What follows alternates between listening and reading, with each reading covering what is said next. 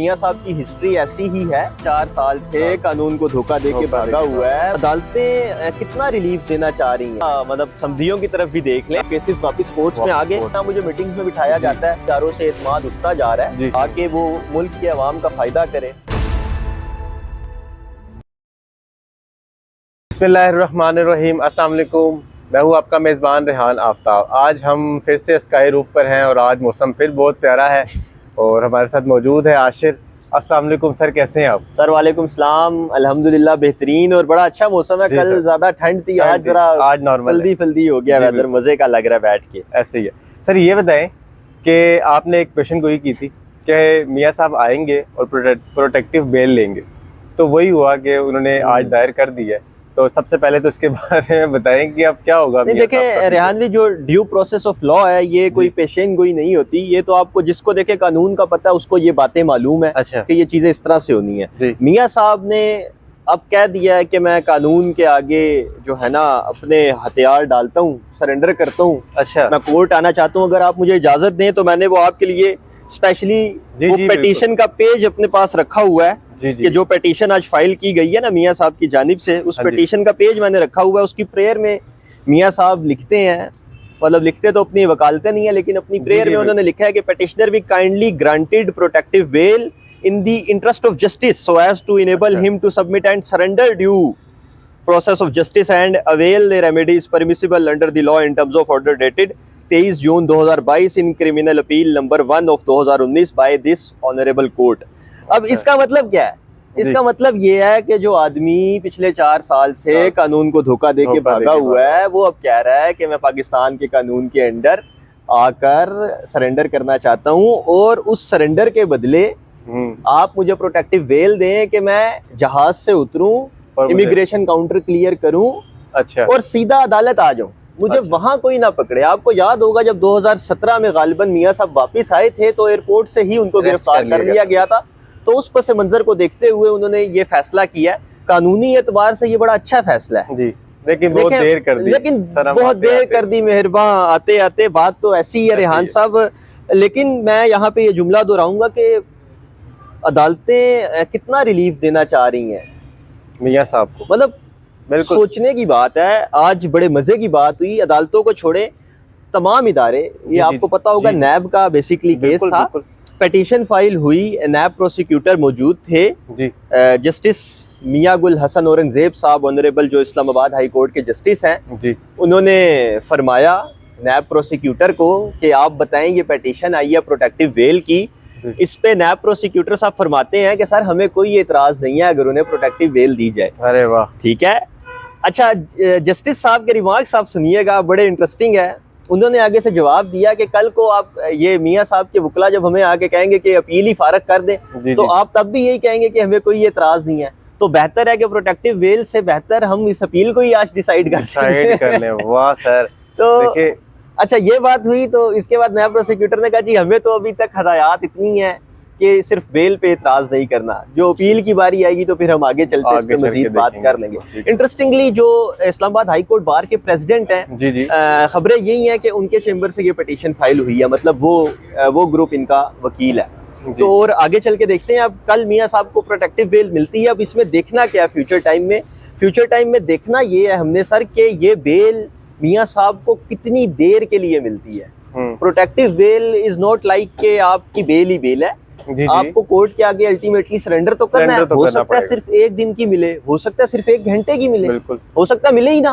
ऐसे ही है, हो सकता है। मतलब कल सर ऐसा भी तो हो सकता है जिस तरह से हमारे अभी हम ये कुछ टाइम से देखते आ रहे हैं कि आपको बेल मिल जाती है, बाहर आते हैं आपको फिर अरेस्ट कर लिया। देखिए वो तो हो सकता है ना कि वो सबको जिस तरह लाया गया पहले कानून के शिकंजे में, तो मियाँ साहब को भी वो कह लें कि दाना डाल के पाकिस्तान बुलाया जा रहा हो कि सब अच्छा और वो आए तो उनके साथ इस तरह का मामला हो जाए। यानी वो ये कल देखेंगे कि क्योंकि इस्लामाबाद हाई कोर्ट ने जो जितने फ्रीकैन है उनको नोटिस जारी करके ये बेल कल के लिए रख ली है।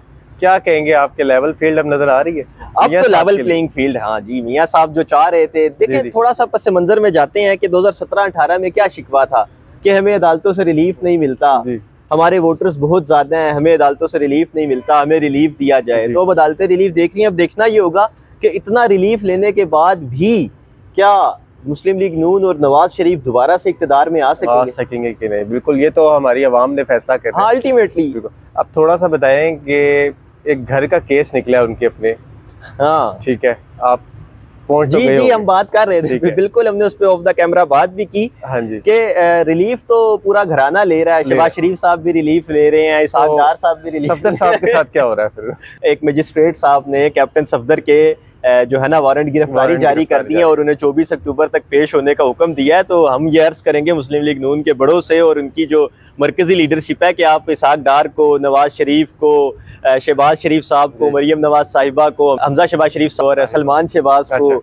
इन सबको तो रिलीफ दे रहे हैं। तो थोड़ा सा मतलब समधियों की तरफ भी देख लें, उनको भी कुछ थोड़ा बहुत relief शायद ये देंगे। वो तो नहीं है, कुछ टाइम पहले एक उन्होंने एआरवाई को इंटरव्यू दिया था, अच्छा उसमें वो थोड़ा सा पीएमएलएन के अगेंस्ट बोल गए थे, वोट को इज्जत दो के भी उसमें बोल गए अच्छा थे। अच्छा, हाँ देखिए ये- वोट को इज्जत दो का जो नारा उसके बाद था से बेचारे वो फिर थोड़ा apparently, हाँ जी, साइड हो गए थे। अपरेंटली देखें मुस्लिम लीग नून अब उस नारे से पीछे ही जी। हमें नजर आती है। जी, बिल्कुल। वोट को इज्जत दो का नारा इस तरह से तो आप फलता फूलता नहीं है जैसे मुस्लिम लीग नून के मामला चल रहे हैं। तो देखते हैं कि ये चीजें अब जाती किस तरफ है ना। अभी तो देखें बड़ा कबल अज़ वक्त होगा ये कहना कि मियाँ साहब को जब वो 21 को यहाँ पहुंचते हैं जी। तो इस केस के अलावा किसी और केस में गिरफ्तार ना कर लिया जाए, ये भी हो सकता है क्योंकि पहले उनके साथ इस तरह हो चुका है और एक बार नहीं हो चुका, उनके साथ काफी बार ऐसे हो चुका है कि वो करते कुछ है और उनके साथ हो कुछ और जाता है। ठीक है, आपको 99 का coup याद होगा, आपको उनका 2007 में जब वो एयरपोर्ट से बेचारे बैठ के वापस चले गए थे सऊदी अरब से, वो याद होगा। फिर आपको 2017 में उनका आना याद होगा। तो मियाँ साहब की हिस्ट्री ऐसी ही है, उनको दिखाई सजी जाती है और खबी मार दी जाती है। तो देखते हैं अब आगे क्या होता है। अभी थोड़ा सा इसहाक डार साहब के बारे में भी कुछ, हाँ इसहाक डार साहब का रेफरेंस सर बिल्कुल वो ओपन हुआ जो उनका चल रहा था नैब में रेफरेंस, क्योंकि आपको पता होगा हमने पहले इस पे बात भी की, प्रैक्टिस एंड प्रोसीजर बिल जब से एक्ट बना, उस एक्ट में जो मामलात जिस तरह से आगे बढ़े तो केसेस वापस कोर्ट्स में आ गए। वहां पे भी सरप्राइजिंगली आप कह लें या इंटरेस्टिंगली कह लें, मुझे तो हैरानी होती है कि नैब प्रोसिक्यूटर ने कहा जी इस केस में कुछ नहीं है, हमें कुछ नहीं चाहिए इसहाक डार से, तो आप इनको बेशक बरी कर दें, हमें इस पे कोई एतराज नहीं है। मतलब एक मफहूम अगर आप उनकी बात करें तो वो मफहूम यही बनता है कि जी आप इनको छोड़ दें, हमें अब कोई एतराज नहीं, हमें कोई लेना देना नहीं है। वो भी 5-6 साल 4-5 साल बाहर लगा के आए, मजे से प्रोटेक्टिव बेल लेके आ गए। लेकिन मियाँ साहब का सिनेरियो मुख्तलिफ इसलिए है, वो पूरी पार्टी को हेड कर रहे हैं, तो उनका आना, फिर वो वज़ीर आज़म के कैंडिडेट भी हैं। और एक बड़ी आप कह लें अजीब बात मैं यहाँ पे आपको कहूँगा, बस मैं अब उस पर क्या कहूँ कि सारे तो वो नाअहली वाली जो मुद्दत थी और जो उसका कह लें कि पहले से आपके इतलाक नहीं होगा प्रैक्टिस एंड प्रोसीजर बिल का, सारे उस फैसले पे बहुत नाला थे मियाँ साहब के हवाले से। लेकिन शहबाज शरीफ साहब बहुत खुश थे उस फैसले पे। तो उनको हो सकता है अपनी वज़ारत इसकी क्या वजह है, उनको अपनी वज़ारत उज़्मा नजर आ रही है आगे, तो ये भी देखना होगा ना आगे चीजें कैसे चलती हैं।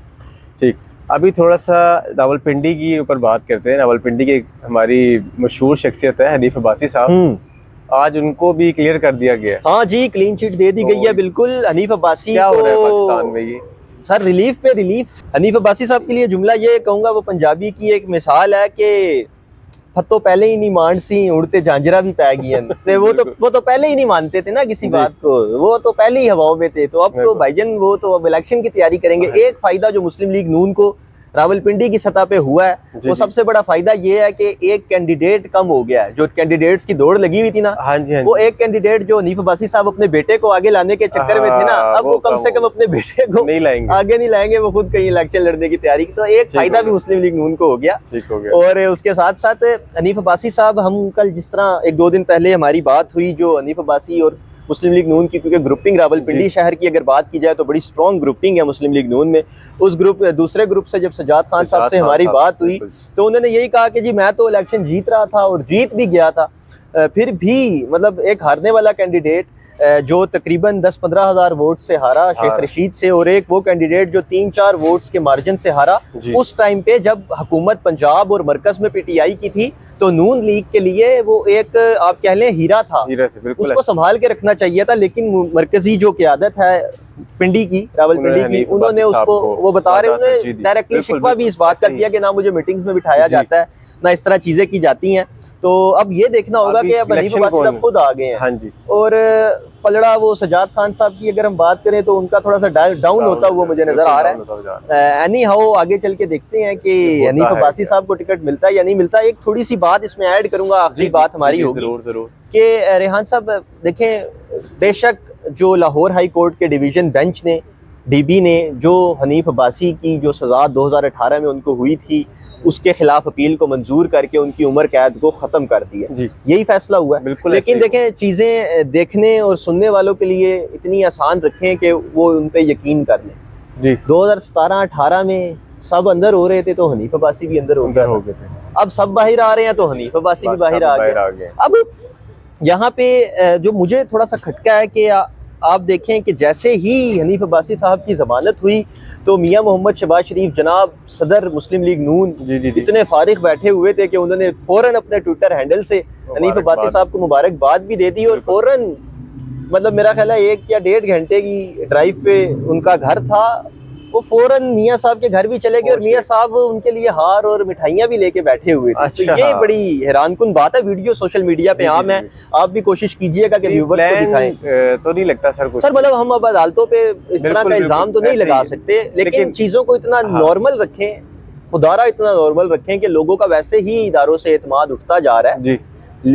तो इन चीजों को थोड़ा सा नॉर्मल करें। आखिर में आपसे मैं ये जानना चाहूँगा, इतना रिलीफ मिल रहा है तो ये थोड़ा सा पीटीआई के लिए भी रिलीफ के चांस हैं, और स्पेशल खान साहब के लिए। खान साहब की बात आपने कर दी, मुझे याद नहीं थी। जो सलमान अकरम राजा साहब हैं उनकी तरफ से आपको एक पिटीशन अब नजर आएगी सुप्रीम कोर्ट ऑफ पाकिस्तान में। इमरान खान और मियां साहब की वापसी होने के बाद ये फिर वही बड़ी बोल वाली बात हो जाती है। मियां साहब की वापसी पाकिस्तान में होने के बाद आप इमरान खान साहब को रिलीफ मिलता हुआ देखेंगे जी। वो मियां साहब की तरफ से तो नहीं होगा, वो जहाँ से भी होगा, लेकिन रिलीफ मिलना आपको अब जैसे 21 अक्टूबर के बाद इमरान खान के लिए कानूनी हवाले से चेंज हो जाएंगे हालात। आसानियां आती हैं या मुश्किलें आती हैं ये तो हम नहीं कह सकते, लेकिन हालात ये जो चल रहा है ना ये सही नहीं रहेगा। मतलब देखें, अब हम तो यही कह सकते हैं कि पाकिस्तान के लिए बेहतरी हो आने वाले टाइम में, पाकिस्तान ही आगे जाए और जो भी हमारे इस मुल्क में हुकूमत करे आके वो मुल्क के अवाम का फायदा करे। चले सर, बहुत शुक्रिया और उम्मीद करते हैं कि मियां साहब भी आएंगे और वो जेल नहीं जाएंगे और खान साहब को भी आने वाले वक्त में रिलीफ, इलेक्शंस का मजा भी तभी आएगा इंशाल्लाह। इसी के साथ इजाजत दीजिए, अल्लाह निगहबान।